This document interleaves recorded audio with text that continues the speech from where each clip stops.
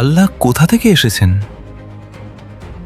এই প্রশ্নটা অনেকেই করে, কিন্তু আসলে এই প্রশ্নটার ভেতরেই একটা ভুল ধারণা আছে।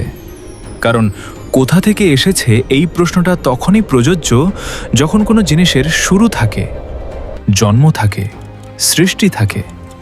কিন্তু আল্লাহ সম্পর্কে ইসলামের বিশ্বাস হলো তিনি কোনো সৃষ্টি নন, তিনি করদারো দ্বারা তৈরি নন। তিনি শুরু হওয়ার আগেও ছিলেন এবং শেষ হওয়ার পরেও থাকবেন। পবিত্র কোরআনে বলা হয়েছে তিনি প্রথম এবং তিনি শেষ। এখন ভাবুন, যার কোনো শুরুই নেই তার কোথা থেকে আসা এই প্রশ্নটা কিভাবে প্রযোজ্য হয়? যেমন আপনি যদি বলেন সময়ের শুরু কোথা থেকে, বা শূন্যের আগে কি ছিল, এগুলো যেমন ভুল প্রশ্নের দিক, ঠিক তেমনি আল্লাহকে নিয়ে এই প্রশ্ন একইভাবে ভুল ফ্রেমে দাঁড়ানো। আল্লাহ সময়, স্থান, দিক সব কিছুর ঊর্ধ্বে।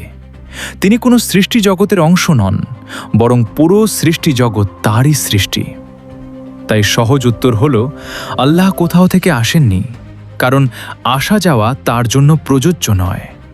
তিনি চিরন্তন, স্বয়ং সম্পূর্ণ এবং একক।